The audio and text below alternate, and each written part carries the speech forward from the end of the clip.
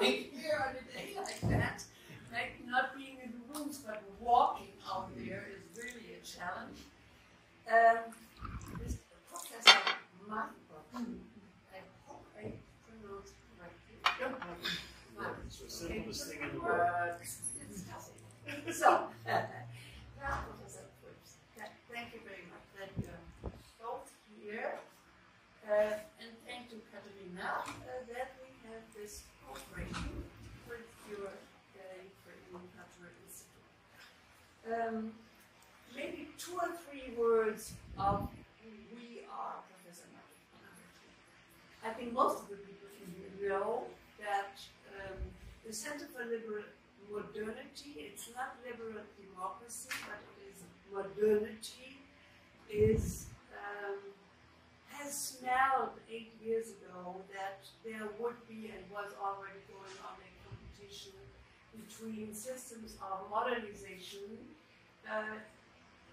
It might be the Chinese way, which is authoritarian, and it can be the liberal way, like our own societies. And actually what we're experiencing now, what is happening in Ukraine is exactly like that.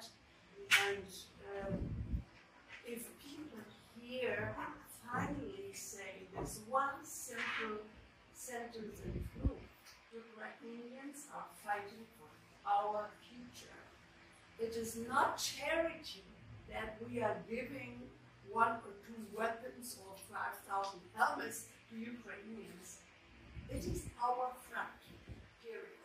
If we would finally understand that, we would behave totally different and not discuss each and every weapon or weapon system.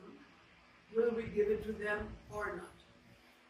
If you think about Ukraine 25 years ago, I think in Germany you could say 2 words: ignorance and prejudice.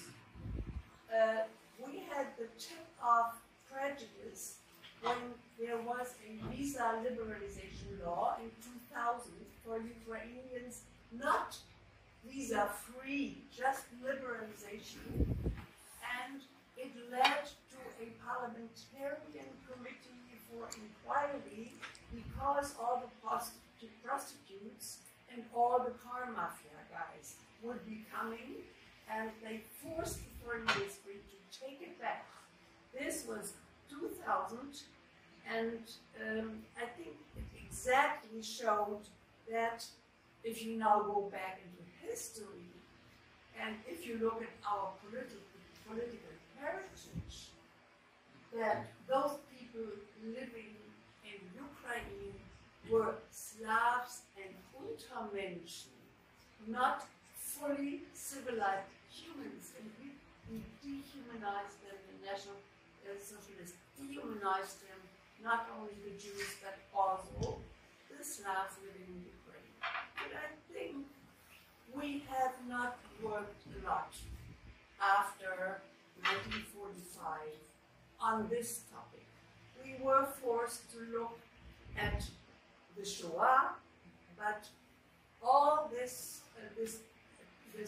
feeling, this atmosphere, the way we looked down on Poles, on Ukrainians, not so much on Russians. Very interesting, that's Germany. So, we already talked about it. To a certain extent, you have been the avant-garde, and there is 2 names which are well known in Germany, which is Prof and Tim Snyder. I can say for me, meeting Timothy Snyder when he got the Hannah Arendt Prize in England, it really opened the door. And Bloodlands, I think, have been unbelievably important for our debate and the communication here. The Canadians always have been front runners in a very, well, not only successful, but politically very good way. And if you start moving around, then of course you know very well, and I ones that were co-founders of the Ukrainian Jewish Encounter, very, very active in Ukraine. When I started digging deeper into the German and the Ukrainian history, I read this tiny book of Pascal Dubois, Shooting by Bullets. I know that historically it is, there might be doubts on how correct it is, and but for me, it showed me that you really get to a breathtaking point of what humans are able to do. In that time, you must know that in Germany, the German War Graves Commission still exhumes former SS members, but out of those probably 2,000 killing places which you have in Ukraine, it's very, very few that have been marked. And there was a long debate when it started here in Germany, where the American Jewish Committee started very reserved because this thinking that the Ukrainians had been quite as anti-Semitic as the Germans was something which was not so clear in their political understanding. I can tell you they moved a lot meanwhile, and they were the ones to start making visible 6 very big killing places in Ukraine, and hoping that the German government would take over, which I think they should and have to. So slowly, step for step, there is more understanding of what our political heritage is. In 2016, I was still a member of parliament, belonged to the Green Party. We made a resolution which was called German Historical Responsibility towards Ukraine. And I talked to the Christian Democrats, they were willing to go along. The Social Democrats, they blocked it. And I think I know and they knew that talking about this responsibility was deconstructing Moscow's propaganda that Germans can't put their foot again on the soil of Russia. And this is the strength of the Moscow propaganda. It is, I think, when something drips into your mind that much for years and years and years, it takes a long time to overcome it. So, exactly not deconstructing that Russia and now Putin's demand, we are one people and Ukraine is ours, this myth was not supposed to be deconstructed. So I think since 2016, 9 years ago, things have moved. The president, Steinmeier, did not only visit Babin Yar, but he also visited Polyukivka. Very important to show that there is also a place where there have been atrocities towards Slavic people. One last remark. Since all those years, we had a wonderful partner and friend in Odessa, Roman Schwarzmann, because we were working to make the little Babin Yar of Odessa visible, which is not a little Babin Yar, with 25,000 people being worked here. Roman Schwarzmann spoke in the German Bundestag this year on this memorial debate for 80 years Auschwitz, freeing Auschwitz. It was unbelievably impressive. And I was so glad that finally we managed to find a Jewish Ukrainian or Ukrainian Jewish man who showed this part of the picture, which is so unknown. He actually had one important message, and this was, I beg for weapons. I beg for weapons.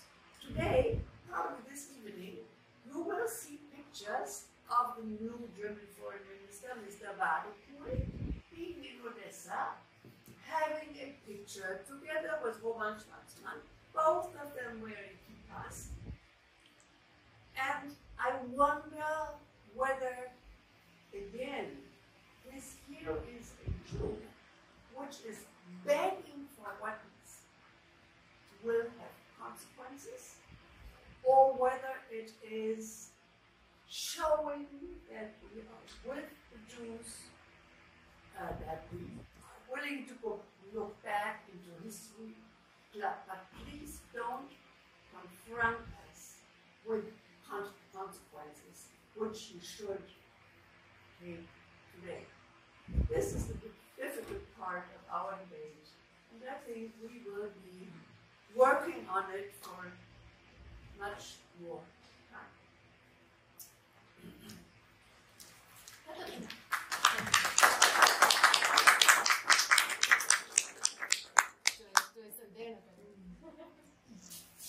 Okay, hi, I will be brief. My name is Kateryna Rietz-Rakul. I'm a director of the Ukrainian Institute in Germany. We are the first foreign representative office of the Ukrainian Institute, and we exist in Germany since 2023. I was very thankful to Natalia and Jewish Ukrainian Encounter for contacting us, and I'm very thankful to Zentrum Liberale Moderne for hosting this event, and thank you, Marieluise, for your introduction, giving a political German context for us, because today's debate is about history, but history never remains in the past, and we can see history has a way of manifesting itself in the present and in the future. Hopefully explaining history will help us, as we were hoping all these years, not to come for the history to repeat itself. I want to thank you, Professor Magocsi, and you, Professor Troebst, for in advance for enlightening us today. And I want to say that it might seem counterintuitive to many of you, and it seemed counterintuitive to me that in the end our panel is without Ukrainians, but actually I thought that I'm so happy, like Ukrainians, I'm so happy that this topic of Ukraine and of Ukrainian history is so important that we don't even need Ukrainian voice to keep on discussing it and keep on telling it. This is actually a good thing, as it turned out to me. And without further ado, I will give the stage to Professor Magocsi and Troebst, and I am very interested in listening to your points, and we hope you will have questions, and we hope we will have a good discussion. And stay hydrated. Thank you.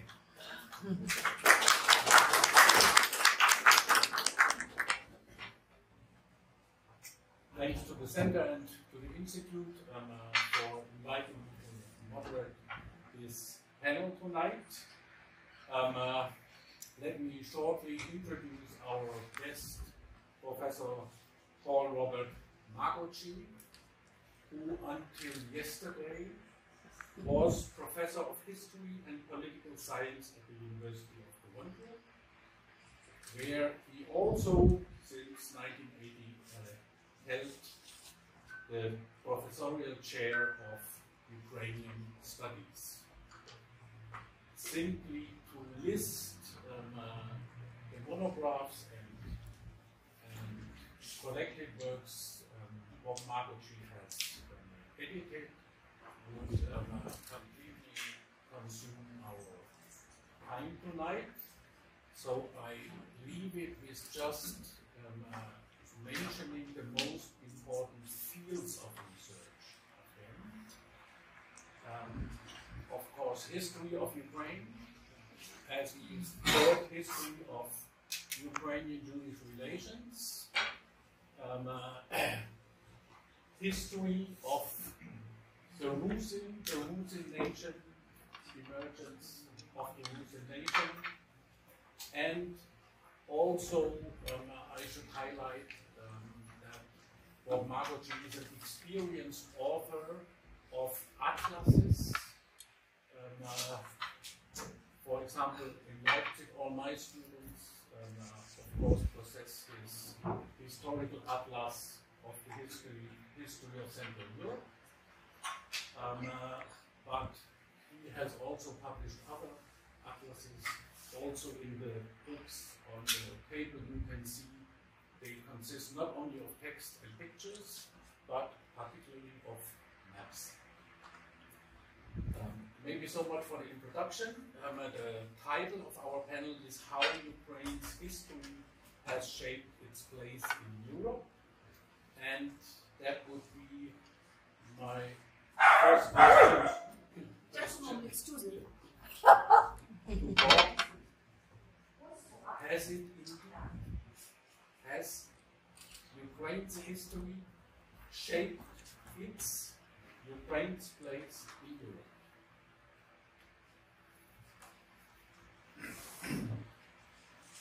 Zuerst ich sagen, vielen Dank, dass Sie haben gekommen in diese heiße Tage.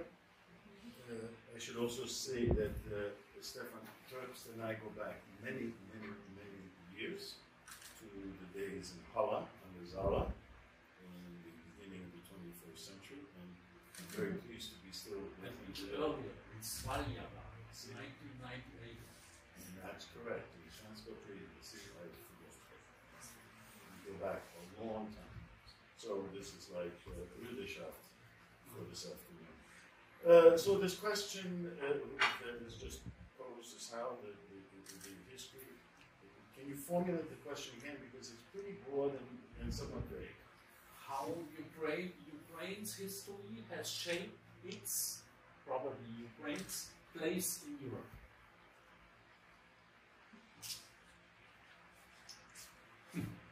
Well, I think on the one hand,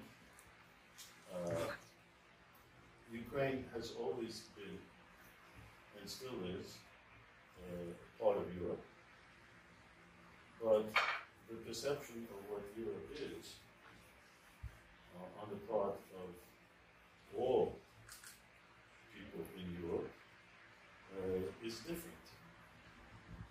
And by the way, since I do maps, and since I have been in practice as a historian as I still am, I think the very first thing is to define our terms, because we can talk about Europe or what is Europe. I mean, we may be thinking differently already by just this very term. So let's set out from the very outset what I think Europe is, and when I'm using the term Europe, so you'll know what I'm talking about. Whether you agree or not, at least we have that defined. And we know that people in the humanities or in the social sciences, including historians, have different views of Europe, but after all, Europe is a geographical concept. So, and there are people called geographers who do have a consensus of what Europe is, and it's defined quite simply. So when I'm using Europe here, it's from the farthest western coasts of Portugal and Ireland, technically also Iceland, in the west, to the Ural Mountains in the east, and from the northern slopes of the northern end of Norway to Crete in the south. So that's, when I'm referring to Europe, that's, at least how I understand it, as a reflection of a classic geographical. If one understands that from that perspective, for many Europeans, Ukraine was never part of Europe. For some of them still today, they wouldn't think it's part of Europe. But so what? A lot of Europeans, certainly whether they're in France or Britain or Spain, wouldn't think that Poland is part of Europe. And there was a time when Europe was defined solely and simply by political terms. And we have the only thing that was Europe was that which was not communist, and the rest was all the east of somehow.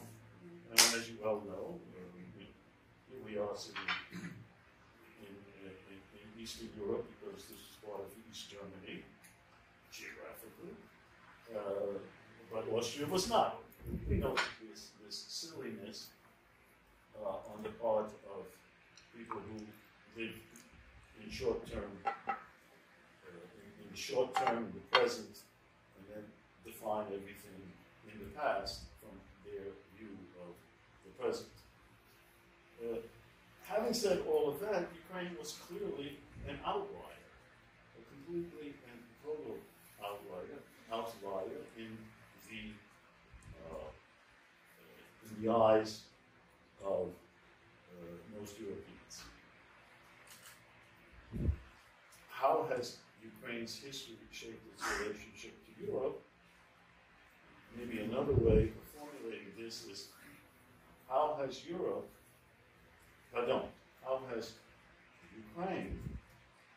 finally, after all of these years, not become part of Europe, because it was always part of Europe, but is now realized by a good number of Europeans as being part of Europe. Well, that is not necessarily a function of Ukraine itself and its historical tradition, but rather the relationship between the great powers, and it's the great powers that have always determined who belongs where.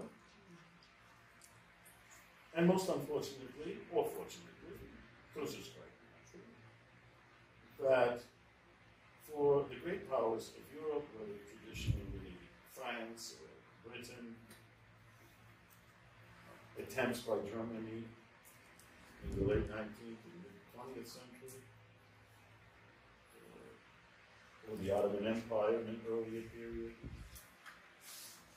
Ukraine was not important. Ukraine, like any power or any land that was not a great power, doesn't count, purely and simply. And from the perception of the rest of the continent and other Europeans, Ukraine doesn't exist. Ukraine really didn't exist until the last 20, 30 years.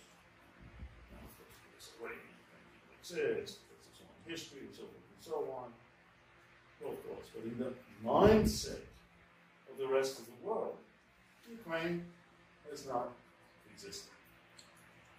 Well, now it has existed, but that's thanks to the forced changes imposed upon or created by the great powers.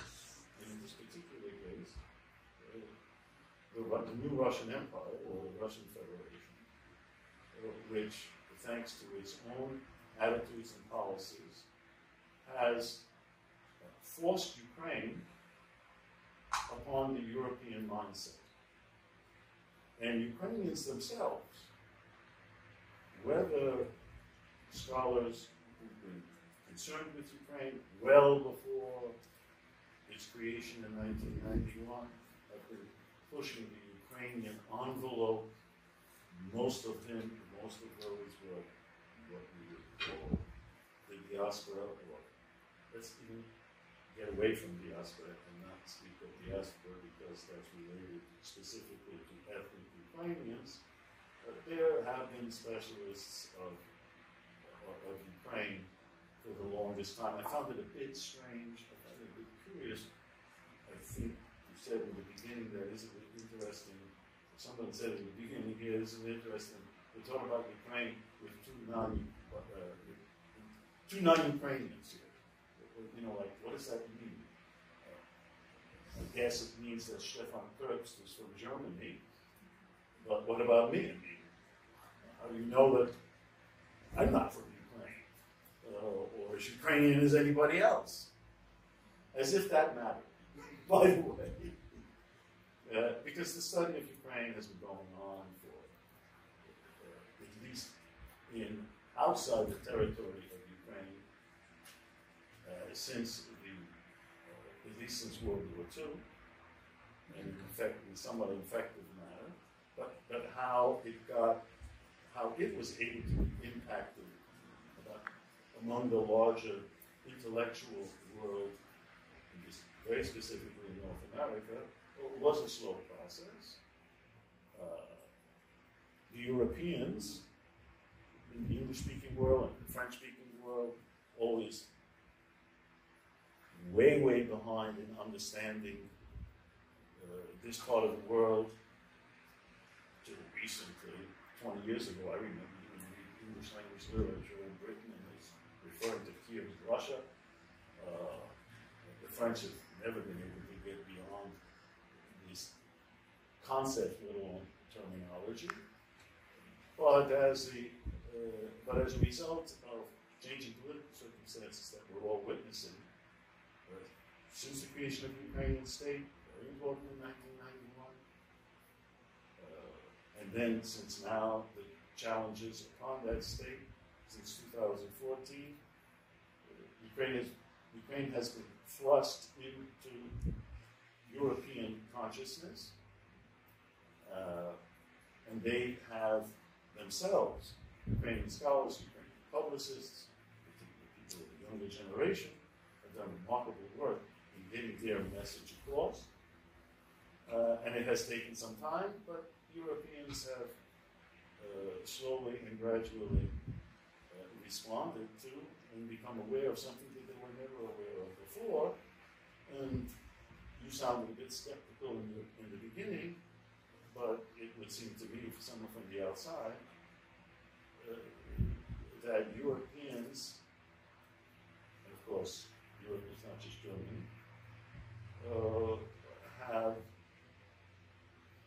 becoming more and more realizing that for themselves to exist, all of the European continent has to exist, all parts of it that may be under threat, including this other European country, Ukraine. And so, I guess in that sense, would be my opening statements of how Ukraine has placed itself on the agenda of Europe as a whole. I think you're right. That in the mind of Europeans, Ukraine for a long time did not exist. That changed recently. I think in this regard, a particularly interesting case is Germany. I mean, Germany in both world wars not only occupied all of Ukraine, but even prepared the annexation of Ukraine. Still, when the first news in 2014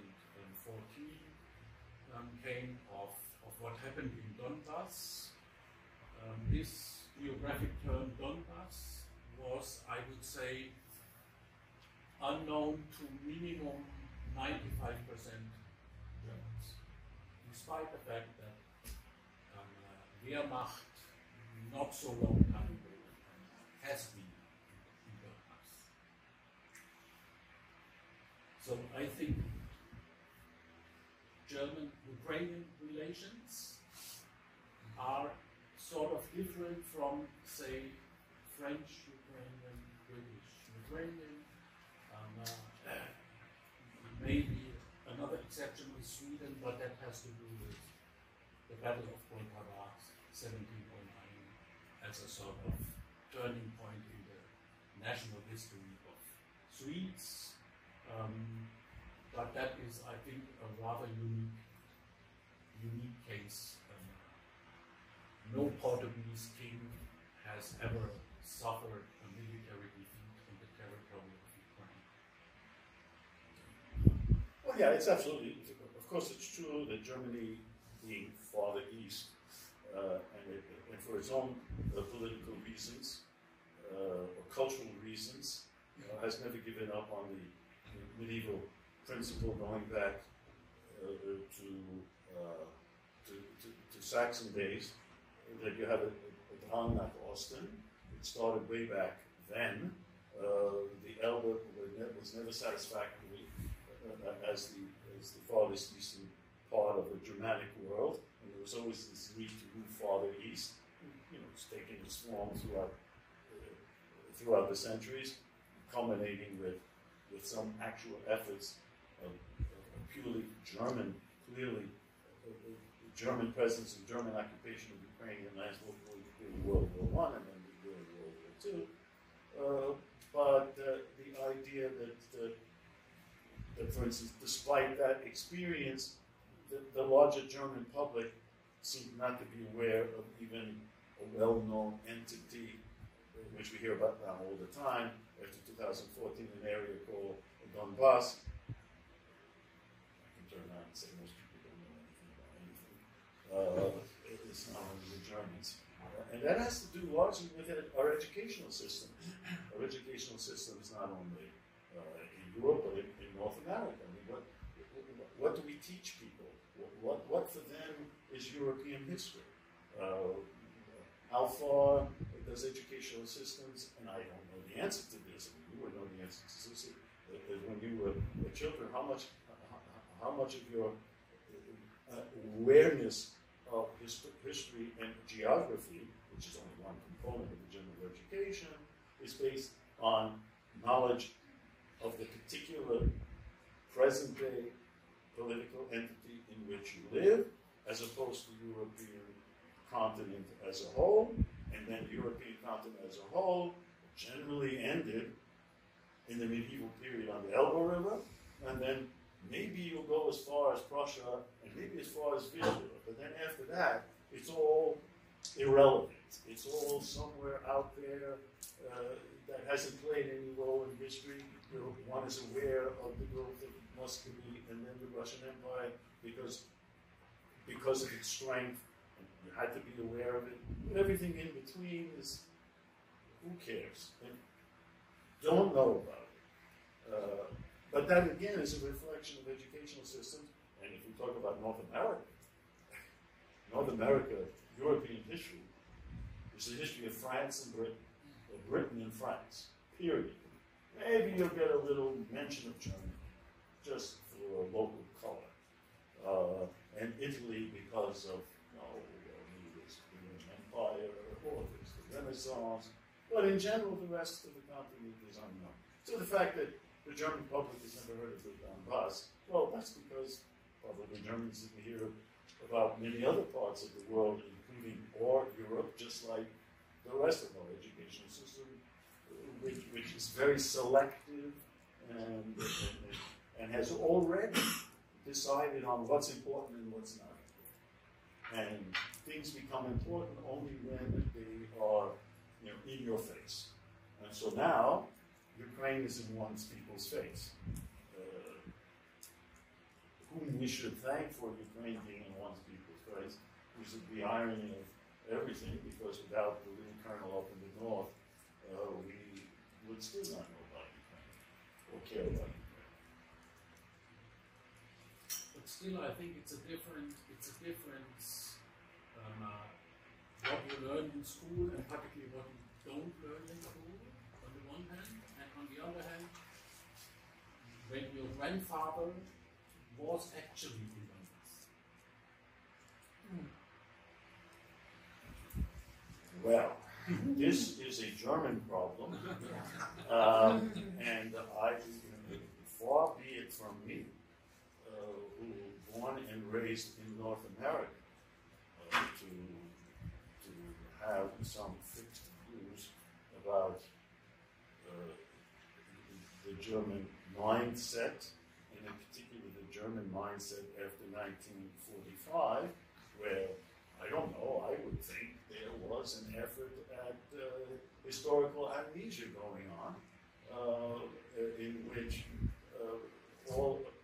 much German society would have preferred to forget the various dastardly things that went on the Eastern Front and to the east of Germany, because your, I would have thought, primary concern at the close of World War II was to resolve another issue, which I have to say you resolved very, very successfully.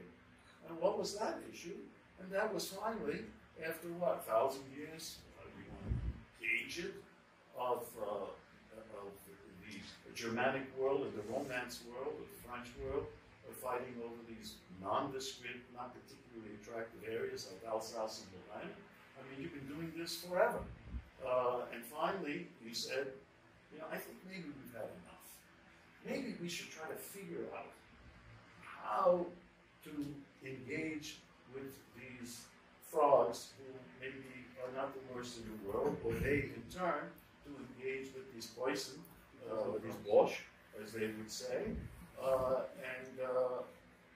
and thanks to the people in between, like Robert Schumann, who was born in Luxembourg, where these ideas would be more understandable, you guys finally overcame that. But that was really where the interest was. To the East, who cares about the East? Especially since the East was already being controlled by the communists after World War II, so you didn't have any influence to begin with. But also, thinking about the East is not something that would help make Germans happy with themselves. Let's put it that way. So collective amnesia. But I just told you about you. Am I right, or am I spewing out things that are off the top? Or over the top?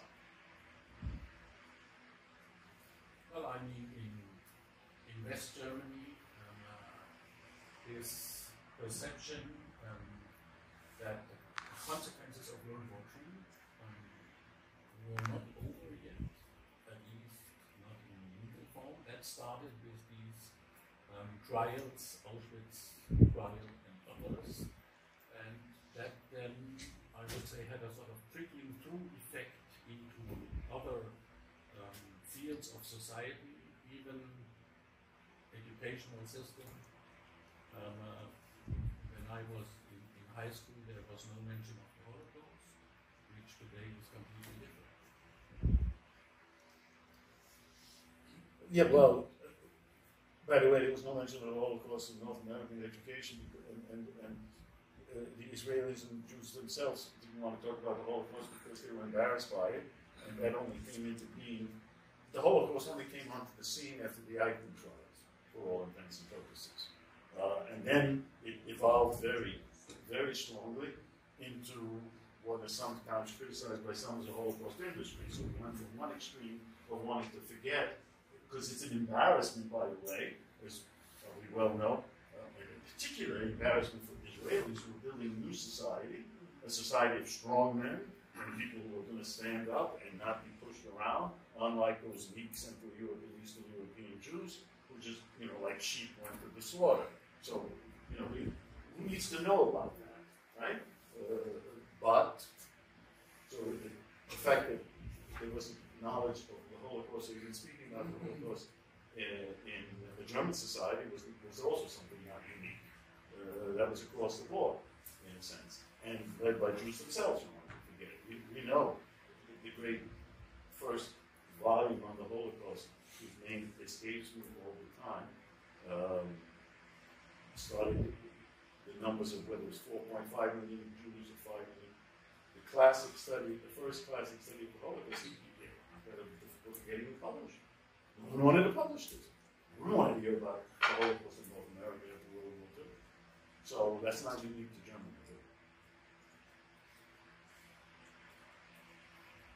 How is currently in Ukraine the situation between these two phenomena, Holocaust and Holodomor, which was a politically very sensitive issue. I'm thinking of the recent book by Memory Wars. Well, not commenting on Kasyanov himself, who is a skeptic and even sarcastic about many things, including his understanding of Ukraine's outlook on many subjects. First of all, it would seem to me that Ukrainian society, certainly since independence, was moved during the movement for independence and basically had continued in that direction in a rather liberal mode. And that the idea of people of different backgrounds, whether of different national backgrounds or religious backgrounds, did not hamper or have to color relations between people. And in that particular context, we know that Ukraine had, probably still has, but it's difficult to gauge now, which can be anything going on in Ukraine, this country of war, but had one of the lowest incidences of anti-Semitism and anti-Semitic acts in all of Europe. When you're talking about anti-Semitism, let's go to France, that's where it's really pronounced. And why? It's because the younger generations in Ukraine don't think in those terms. Now, it is also true that professional historians, and I said this many, many years ago, in North America,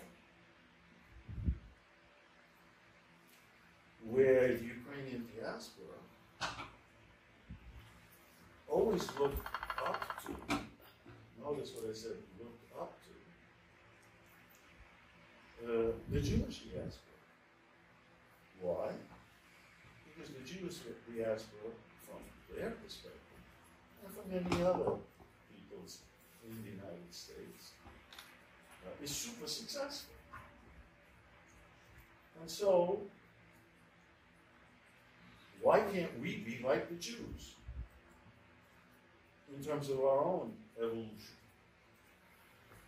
And there then began, in North America, after the 56 Eichmann trial, then the increasing number of films, movies, television programs, publications about the Holocaust, Shoah. Oh, wait a minute. We too suffered, but no one knows about our suffering because the Great Famine of 32-33 didn't exist. Who knows about it? No one knows about it. And so why can't we have our Holocaust? If you have a Holocaust, and look how successful you are, so why not start researching a subject that had never been researched before? And I was president at Harvard at the time when this began, because It began, not with Timothy Snyder. Timothy Snyder was still in diapers. It began with Robert Conquest, who was literally hired by the Harvard Ukrainian Research Institute to write a book about the Holodomor. This was the first great accessible volume. Harvest of Souls. Come on, Harvest of Souls. Right. And so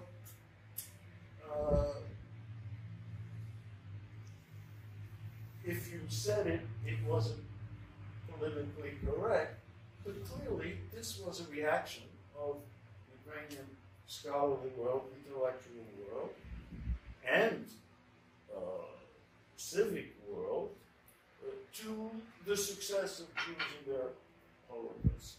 Let's have Ukrainian Holocaust.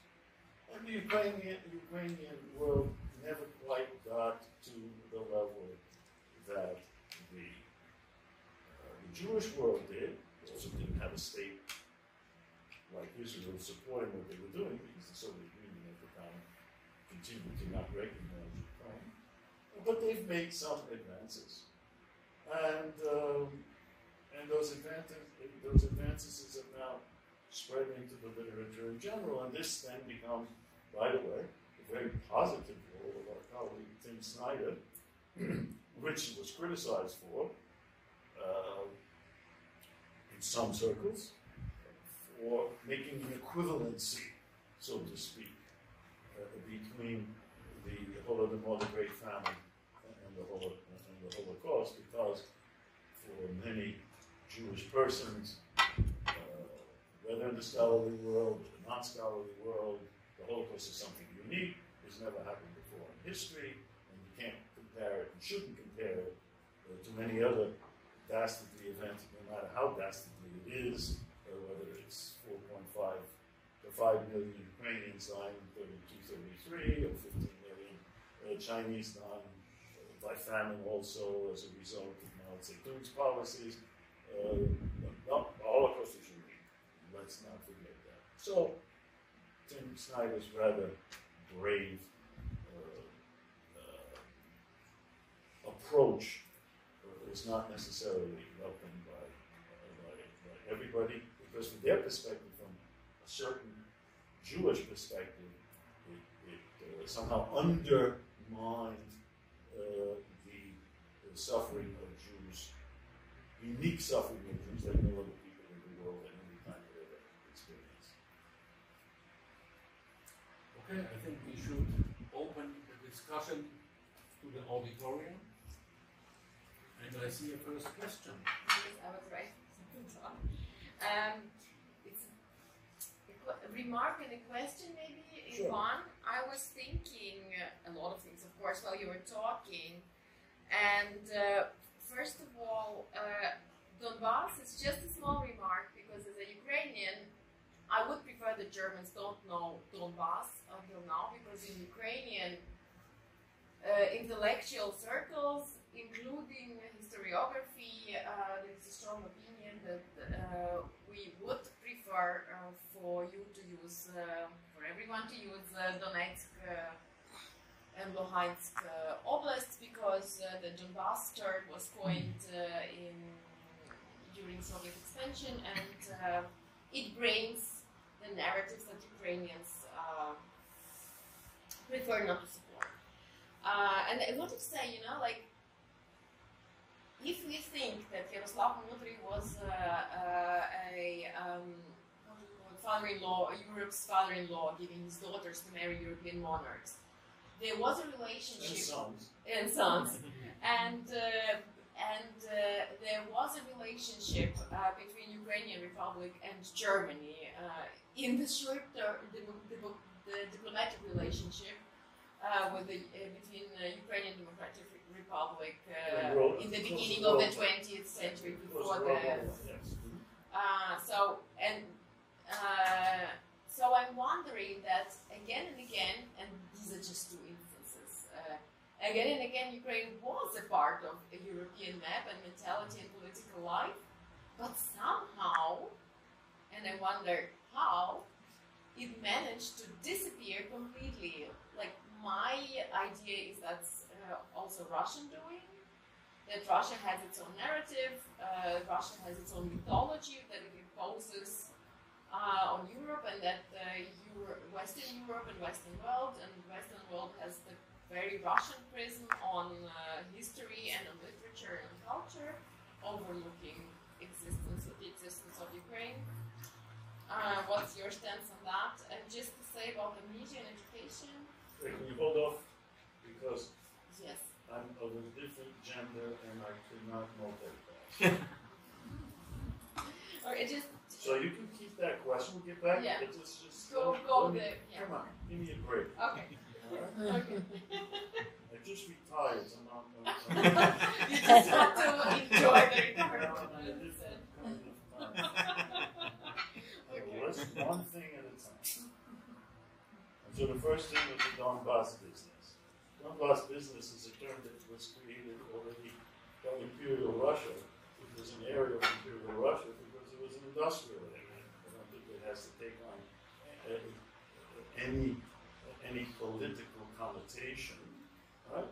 And you know, some Ukrainians are upset by talking about Donbass. I don't know why they would be upset by talking about Donbass. I mean, what, changing the name of Crimea as well?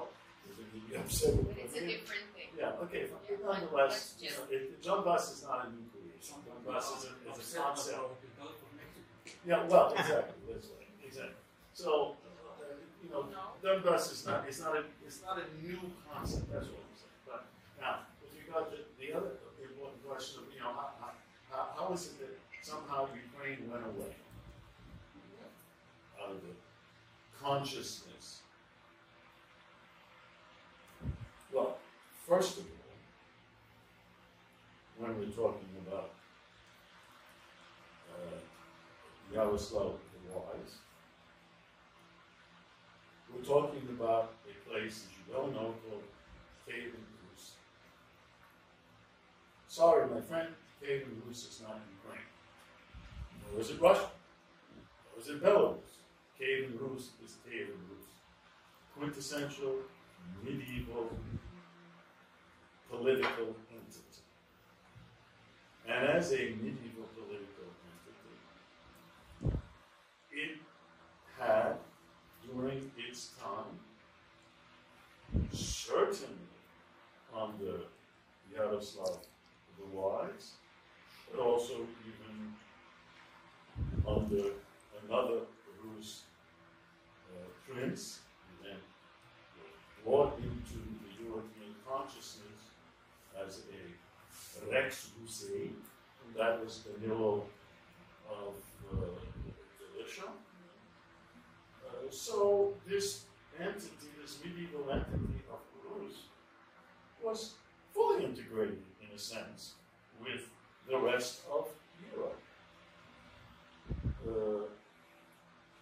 Well, and there were other periods of time when Europeans were aware of developments on the territory of Ukraine at a time when it was no longer part of the Rus. They were aware of the uprising of Khmelnytsky and its impact on large parts of Central and Eastern Europe, since the embryonic beginnings of the end of the Polish-Lithuanian Commonwealth. Europe totally aware of the last fully autonomous hetman of Ukraine, Ivan Mazepa, brought to the attention of Europe, public, not by one history, by two histories, of Voltaire. So there was an awareness, without question. But your legitimate question, how did it go away? Well, it went away. To go back to what I was saying before, the educational system. The problem with the educational system throughout the world, not only in Germany, not only in Europe, not only in the United States, not only everywhere, basic problem with all of our education systems is that we teach people to think in terms of states, not peoples, but states. And states only at the given time when the education is being taught. Well, so who studies and even knows about Catalonia?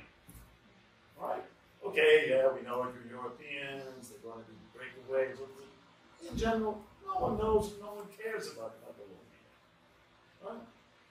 Who knows about Friesland? We can go on and on and on about various parts of the world. Who knows about the Kurds? Who really cares about them? Well, okay, they came to the fore at the end of World War I, and they made their claims just like Ukraine. And so they're back in the dustbin, to quote somebody else, of history. And we perpetuate a lack of knowledge by our educational systems worldwide. And therefore, we have no idea of the composition of states, because the only thing that counts is a given state at a given point. And in that context, Ukraine, by definition, was always part of either Polish-Lithuania, Poland-Lithuania, or Muscovy and the Russian Empire.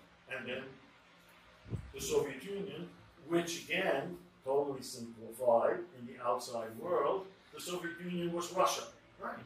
And everybody in the Soviet Union was Russian. And by the way, in case you think that this is the naivete and the lack of knowledge of Americans or French or British, so I spent 20 years living in either what is now the former Czechoslovakia. To this day, Czechs and Slovaks, when they speak of over there, Rusko, Russia.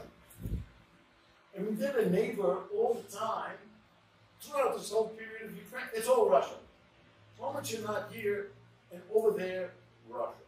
So that's how Ukraine got out of the mental map, if you will, of the rest of the world. And it only got itself back on the mental map after 1991. And the first way that it gets on the mental map, you know how?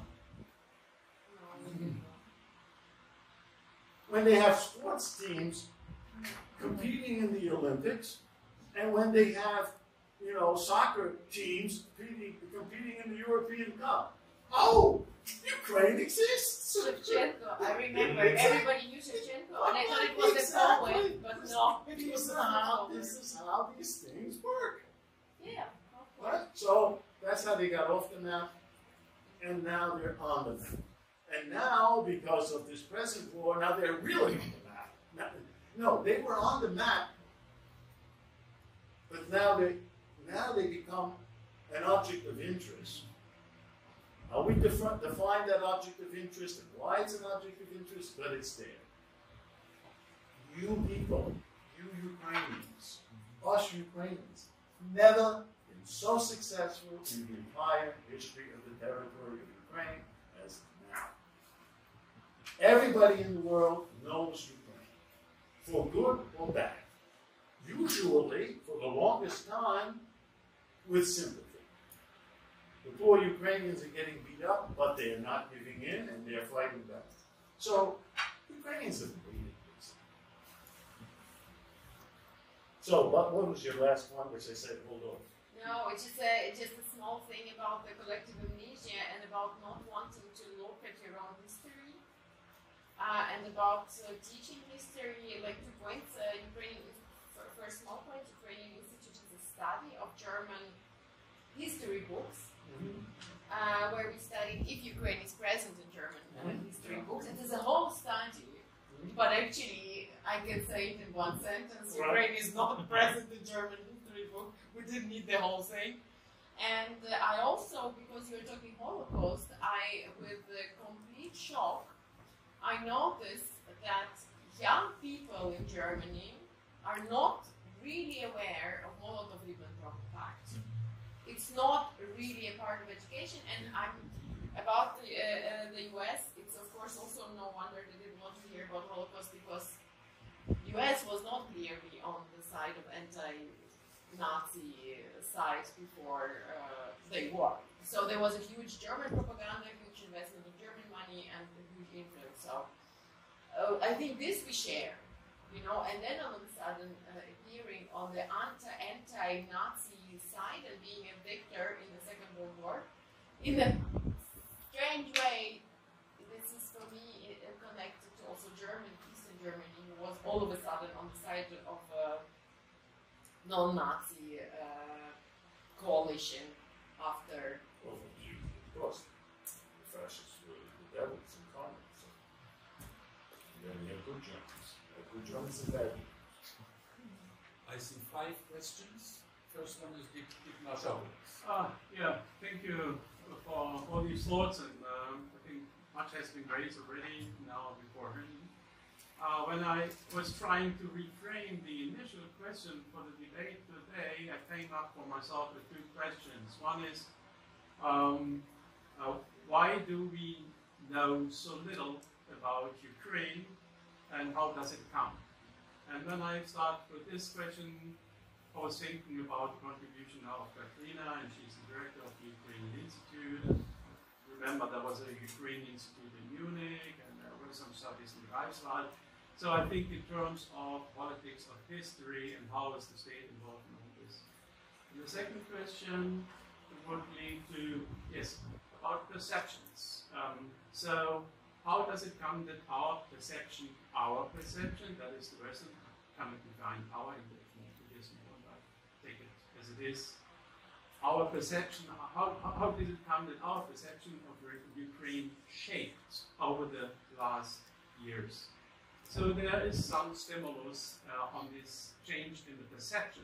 And what is the Western or our German impact on this process? And what is Ukrainian impact? Since I remember the Maidan, all these things, going back to Yushchenko. So there is a Ukrainian voice who started very early, who started to change our perception slowly. Thank you. Okay, so let's look at the first one, which I'm struggling to. No, I have now remembered. I lost it, but now I remember it. Yeah. Why do we know so little about Ukraine?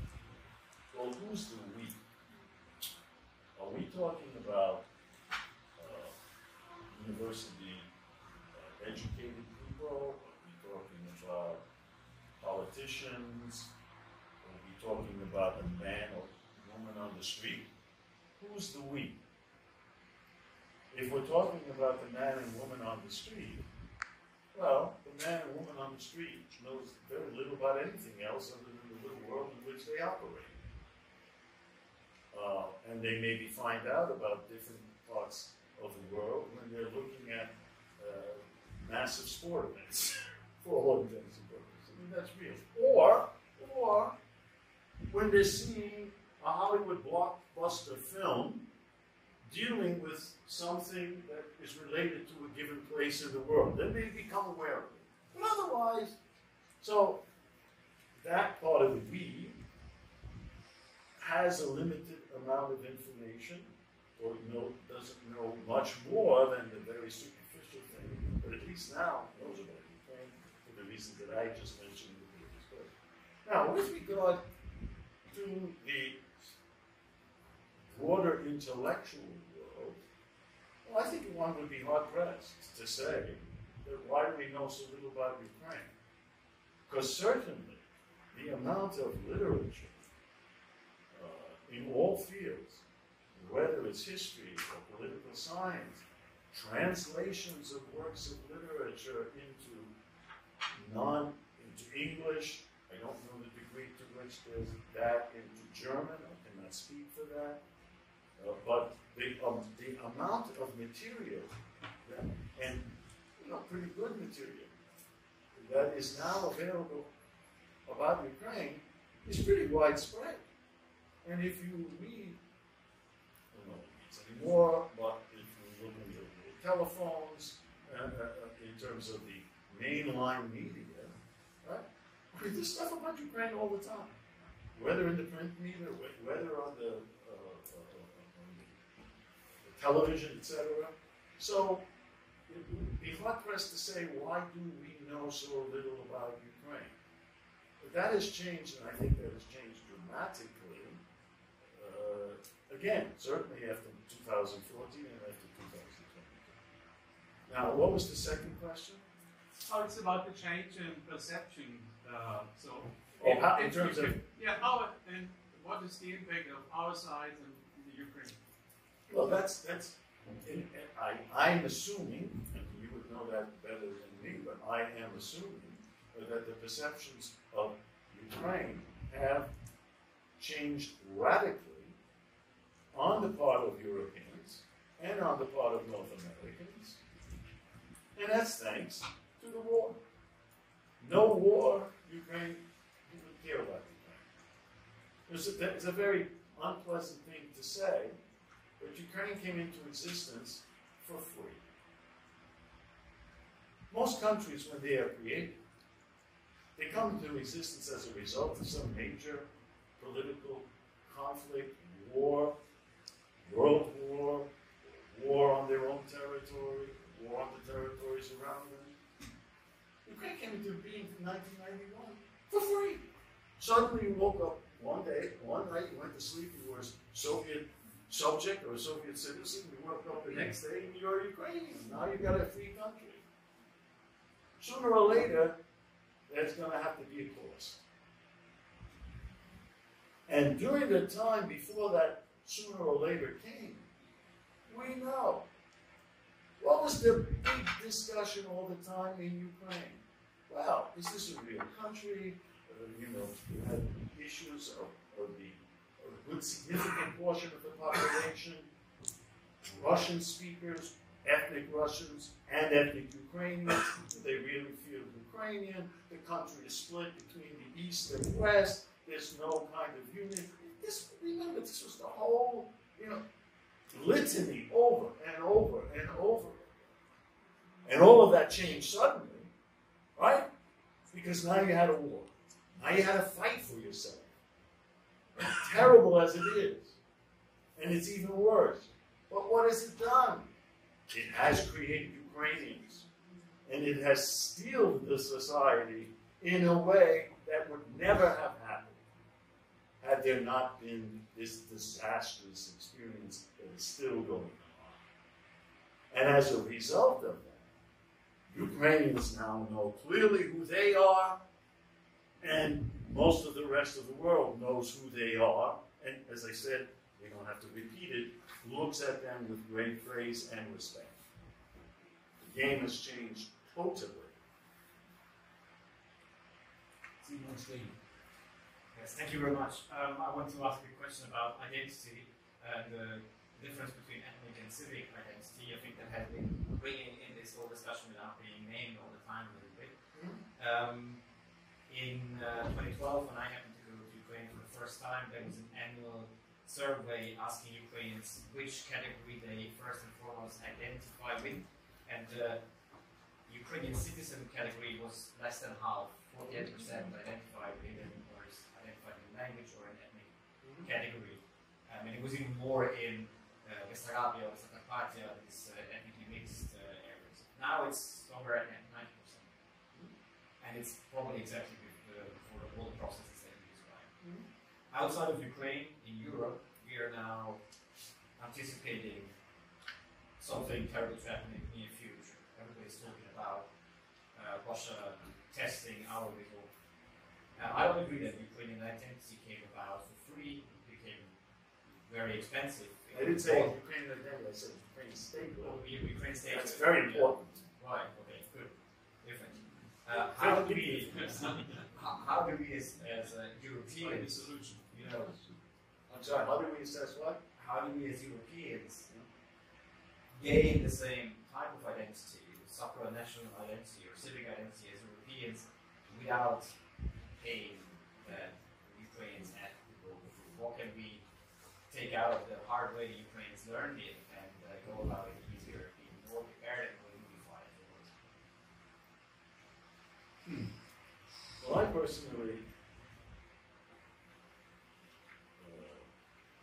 being born and educated outside of the European continent, but have been spending the last 65 years, since 1964, living in various parts of Europe, in Luxembourg, France, Germany, Austria, former Czechoslovakia. But for me, as I observed in my lifetime, one of the greatest achievements, certainly in modern history, has been the European Union. Now, we know that the citizens of the European Union themselves not necessarily always see this. But if you look at it from the outside world, a small chunk of the world, this continent, which had become the European specialty, was the ability to kill each other. From the most benign to the most brutal. Your whole history is that. Whatever the excuse is. Rich, poor, different religions, you can go on and on. That was your specialty. And you then tried to get out of that. As we just pointed out, World War II was, in that sense, a turning point. And you've been struggling with that. And from my perspective, you've been relatively successful. But you've also become complacent. As anybody's going to become complacent. If there's no problems, or if the problems are somewhere else, then it's not my problem. It's like America. What do we need Europe for? It's not a problem. Which the present administration epitomizes that. But he epitomizes that. He's not unique. He epitomizes the American attitude. Europe is always good at that. For the American. Otherwise, there wouldn't be no America if Europe wasn't bad. Why would they go somewhere else? So, and what is, of course, what has happened now, I believe, has happened, that Europeans have now come to realize you have no choice. If you still want to exist, then you have to defend yourselves. Purely and simply. And again, it's thanks to this little guy, our little brother up in the north, that has not only galvanized Ukrainians and created a Ukrainian nation, but he's also contributed much to creating a European entity. One small example. You remember, we talked about Germany. Well, you're not the only power in Europe. You can take France. I mean, throughout its whole history, it has a love affair with Russia. Russia can't do anything wrong. Russia is great. Look at all the ballet and music and opera and painting. Right? And Russia's a great power. And France is a great power. Therefore, we'll deal with a fellow great power. And how long did it take, even after this war began, in which he actually had to make a fool of himself? Oh, let's have talks with the colonel. You know, I'm going to go there, and I go there once, and I go there twice. Right? And now he's 180 degrees change. The French, the governmental circles, the French themselves, anyway, as I understand, have been very sympathetic to Ukraine from the very beginning. But now Macron is on the leading front. Let's go send troops. Also, that's another indication. It's another indication in various ways in which Europe has been forced to come together and be Europeans. You have no choice. You're skeptical, please. Tell me your skepticism. Well, I was going to say, unfortunately, Macron does not deliver, number one. There is no material, has not materialized until now, and that is a big problem because the question how this war will end or even how negotiations can take place, which we know Putin doesn't want, will only take place if Ukraine can negotiate from a position of strength. And Germany has been hesitating, unbelievable, always giving the Russian military time to prepare for the next system. And France, unfortunately, has not delivered. And Starmer, the Brits are doing well, but you must really be afraid about their budget. And in France, like in Germany, you have this strong part of society which does not want to have anything to do with this war. And in Germany, it's not really different, because if you take the right wing and the left extremists, you have more than 30% in our population. So we can already see Chancellor Merz hesitating, having been in the front row of demanding towers, and weeks after the election turns around and says, no, Simon always says, quit talking about towers, you make them bigger and more important than they really are. Yes, but of course it's a symbol and shows how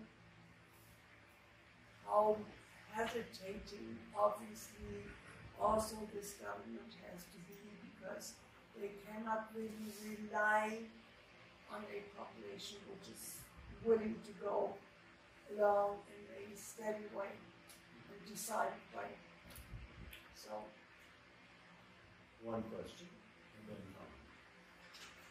Can you give me an example in which population of any country, the majority of it, or other than a small portion of it, want to go to war? I mean, the fact that, can you give me a statistic about, we do statistics rather than only a certain number of Germans or a certain number of Czechs or a certain number of Poles, are willing to go to war.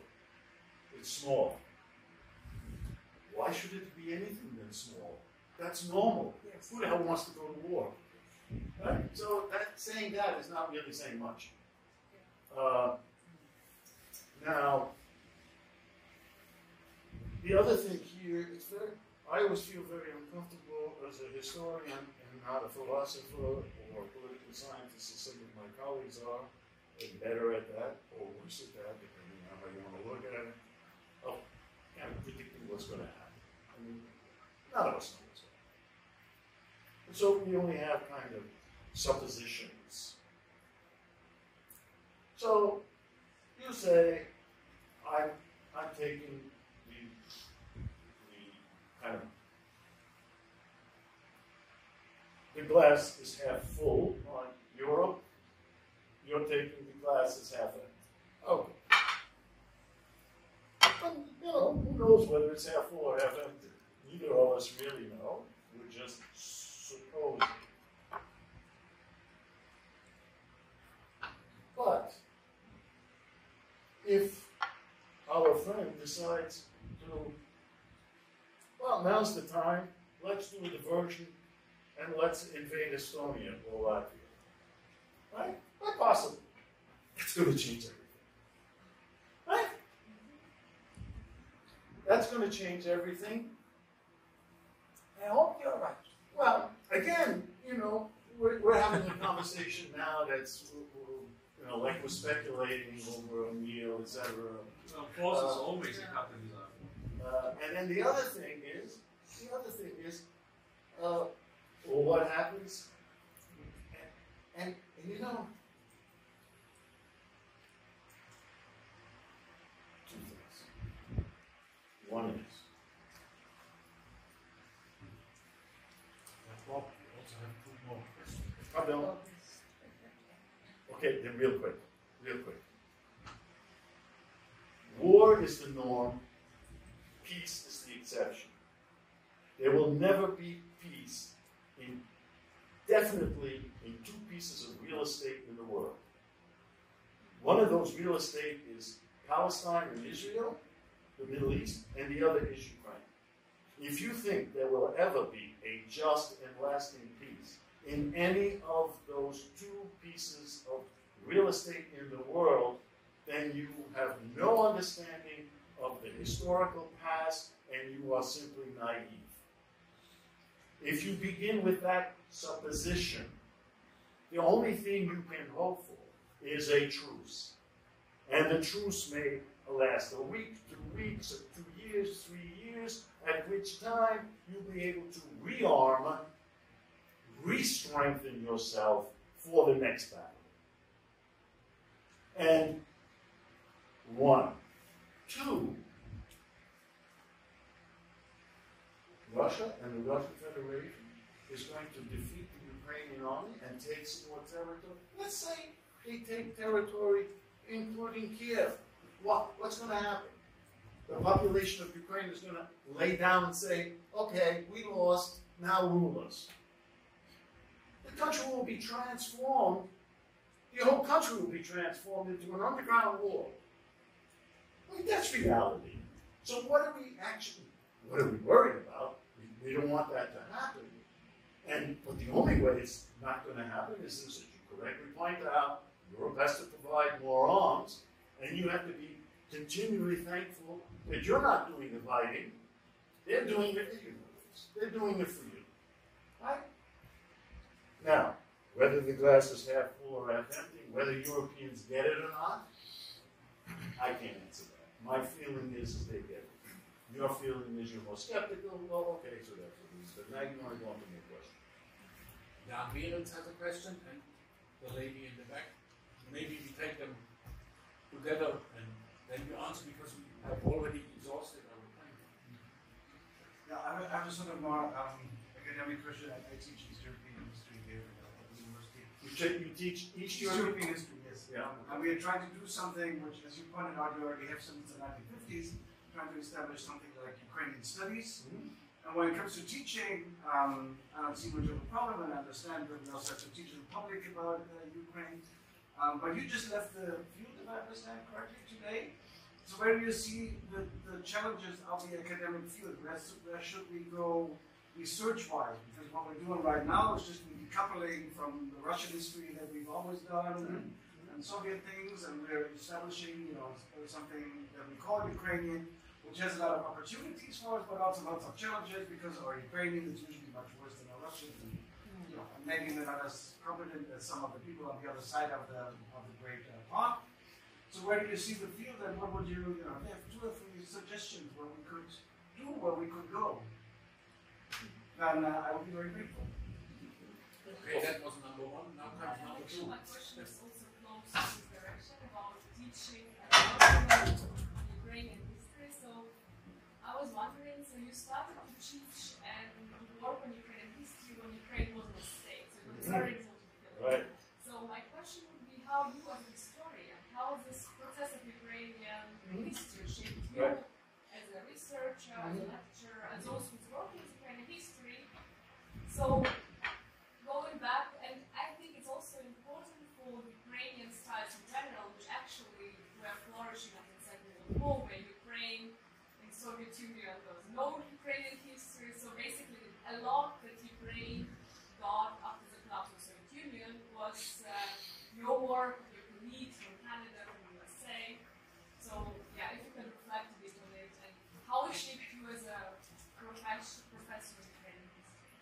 Okay, well, first of all, yeah, I retired yesterday. I didn't retire yesterday. Professors never retire, they just fade away. Which is true, number one. In actual fact, I'm not teaching anymore, and I'm not getting a salary. But my life will not change one iota. I still go to my office every day, which I retain. I'm still a publisher of books about Ukraine, not only myself, but I'm a publisher. So, you know, nothing really changes. That's just a little fact to round this up. The first question here is, well, how would one teach the history of a state that didn't exist? Right? Well, how do you teach the histories of states anyway? We're not going to get into a whole question of teaching the history of states as opposed to comparative things and movements, what's the better approach. You know, it's been going on forever. But there are states, and there are histories of states, and that's still how they're taught and presented, even though it's opposed to what I said before. It shouldn't be states, it should be peoples, but we got these states. So, this is a tried and true method, because the whole question is, how can you teach the history of a country that doesn't exist? And certainly didn't exist between the 20th century. Well, in the 20th century, you had a Ukrainian Soviet Socialist Republic. It was a state with actual boundaries. What kind of state it was, it's a different story. It was an entity, and then, so you have the Ukrainian Soviet Socialist Republic. Okay, so you got the 20th century. What about in the old days, before? How can you teach the history of Ukraine when Ukraine didn't exist? Well, how do you teach the history of Belgium before 1820, wherever it was? Or Germany, thank you very much. Well, you mix it with the Holy Roman Empire, and we know you claim that just like Russia claims Kiev and Rus. We know how it's done, because obviously it can be done. So the point is, you just take the contemporary borders of a particular country, as it is now, because we live now, and everything that ever happened on the territory of that territory is the history of Ukraine, or the history of Belgium, or the history of France. This is how it's done.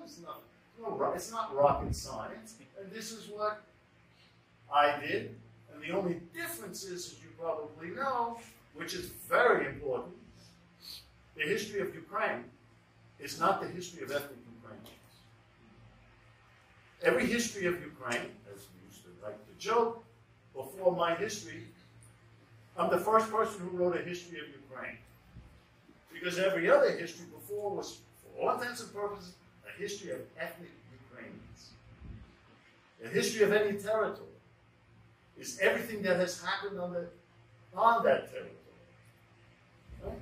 So Kateryna, by the way, is included in my history. Why? He's born on the territory of Ukraine. And we can go on and on and on. Crimea is an integral part of the history of Ukraine. And so we have to know everything about all of these Khans, and not just treat them as an enemy of Ukraine because they took slaves. In some cases, made them live better than if they stayed home under their own rulers. That's a different story. So, very simple here. What? You're teaching, and I wouldn't call it Eastern Europe, there's a problem in itself with this. Okay? Teaching, you have courses in the history of Ukraine. What is the problem? You have textbooks in English. You have even a small little thing that Coppola wrote. You may start translating. I was talking about teaching. I was talking about research. Where do you see the challenges in research? You know, from what I the PhD students, the MA students, where they go on as a field. I'm not saying what are the kinds of topics? Yeah. Okay. What are the sort of topics? But yeah. You think what Got are the it. challenges? Okay. Sorry that I misunderstood the question. And in that kind of context, I think one of the most important things is, in fact, to recommend to graduate students to work on the multinational and multi-religious aspects of the territory of Ukraine. There is not enough of that. And that approach is not, in Ukraine itself, it's beginning to change a little bit, right? We have gotten the message. But there's still a whole host of topics dealing with Polish culture on Ukraine. or for that matter, tackle the ethnic Russians on the present territory of Ukraine. They were as Ukrainian as everyone else for the longest time. I mean, that's a sensitive issue.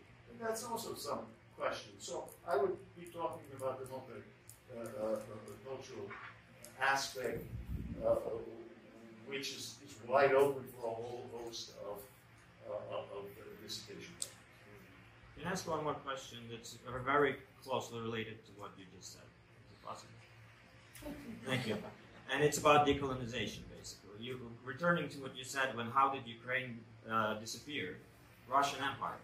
That's how it disappeared. Russian Empire took over creating narratives, and they still create, and then the Soviet Union, and today the propaganda, and that's how Ukraine was erased. And there's a great book, In Time to Destroy, that was published recently.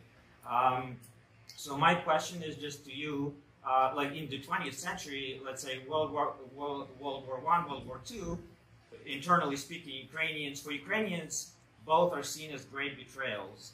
There's even one of the poets wrote, when Bolsheviks were running us over, Europe was silent. There's a whole, a cry of the heart. Same thing happened in Yalta in 1945. Eastern Europe, Poles, everybody was sold off to the Soviet Union because they were the ally who helped defeat Hitler. So that's what is your opinion about this whole decolonization approach and deconstructing the empire? The question was followed by a statement, well, it's really Muscovy and Russia that erased Ukraine. Another set of topics for graduate students. Was it Muscovy and Russia who came with the idea to get rid of Ukraine? Well, actually, Ukrainians themselves, what we call today Ukraine, many of them welcomed getting into the system. Excuse me, Bogdan Khmelnytsky, did someone take a gun to his head and say, you have to go sign an agreement with Muscovy? Huh? That was done voluntarily. How many Cossacks fought on the side of Muscovy? The great Battle of Poltava, by the way, took place because many of the Cossacks of Ukraine saw, oh, that's the winning side, let us be on that side. So let's not simplify. And who ran the Soviet Union? Huh? I mean, one can look at this in the same way that you look at British history, and you see that it wasn't the English who conquered the world, it was the Scots becoming part of the British system. There's a whole body of topics that can be done in the 19th and 20th century precisely on this. How much colonialism was it? It's easy to use the term colonialism, decolonization, these are nice buzzwords. But as with the Scots, who was running the British Empire? I leave that for you to reflect on. Well, by the way, there is a discussion which is more differentiating on these colonial issues, talking about internal colonialism, for instance. So was there an internal colonialism with regard to Ukraine within the Soviet system? Yeah. So this is something different, but I would agree with you on the colonial topic. Okay, I think we will discuss that in the adjacent room. I thank profoundly Robert Magocsi for the intriguing panel and to all of you for your interest in this event here.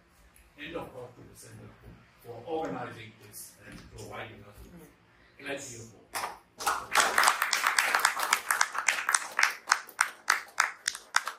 Thank you for a stimulating discussion. Thank you.